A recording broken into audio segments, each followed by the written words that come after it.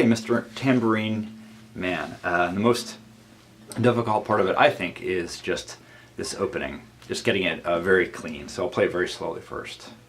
So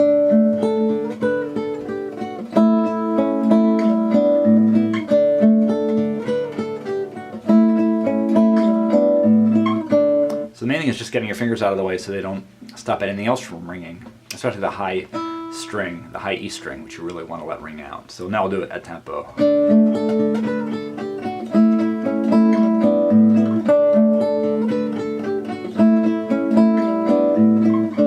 Yep.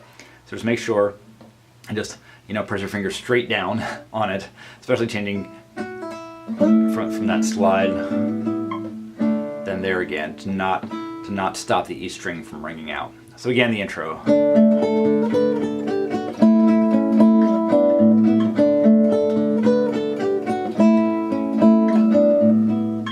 And that slide is really important because it mimics the original bass line.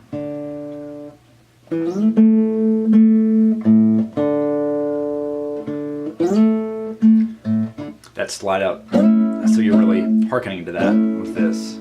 Okay, then we're into the verse.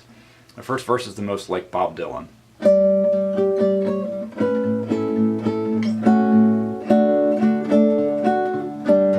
This is a bit of a stretch here.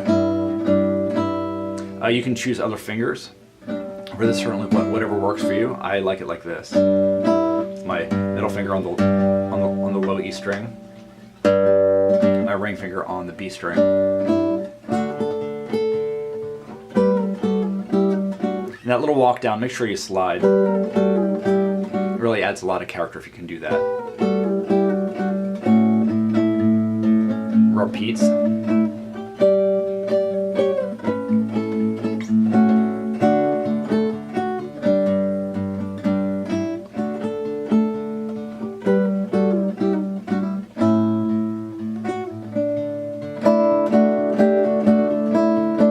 Just a little fill, very much like the Byrds version. Then we're doing the first verse down here in the lowest octave, so just make sure things are very clear. I tend to move my hand closer to the bridge for low things like this to make sure the melody comes out. Okay, so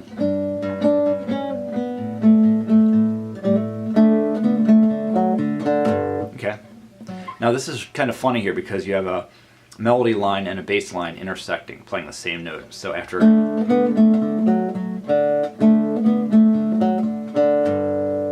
you're actually hitting that D string a couple times, once for the melody, once for the bass. So you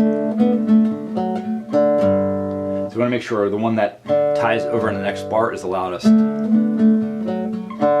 That's the melody. Da, da, da, da, da, day. Whatever that last word is. Depending which one you're on, because this repeats.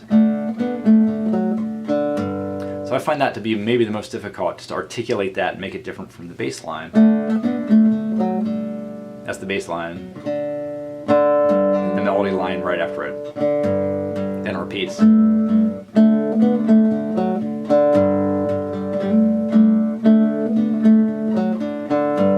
you can pull off there or pick it.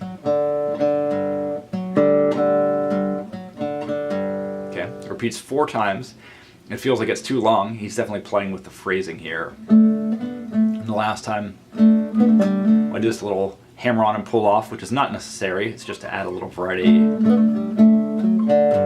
The last time, I'm forming this D6. And this is a big stretch also. If that's too hard to do, don't bother with it. Just do.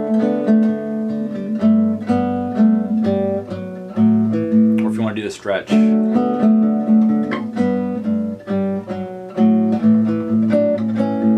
Okay, now we're going up an octave again.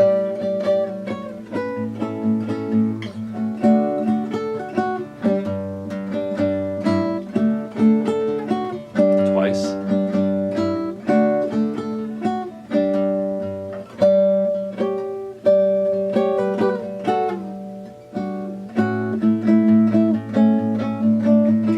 last chorus, which is definitely the most like the Byrds. The the harmonies here are really taking off from the way the Byrds start the song. And here you want to make sure to stop the strings. You don't want that G to keep ringing out when you switch to the A. So I usually mute it by moving my middle finger over to mute the G string. You can do whatever you want there.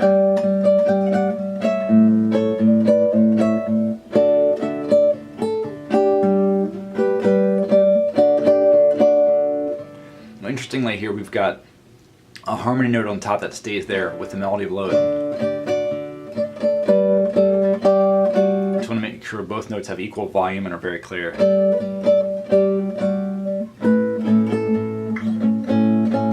And repeats.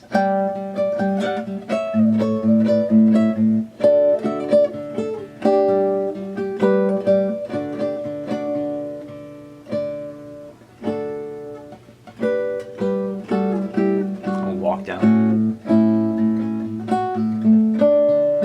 Okay, and at that point it's just a repeat of the intro.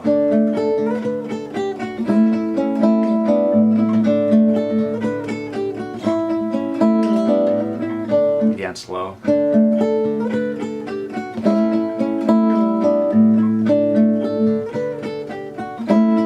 Really try to slide that up. Ending on the D. So I hope this is helpful to you. Thanks for watching, and please let me know if you have any questions.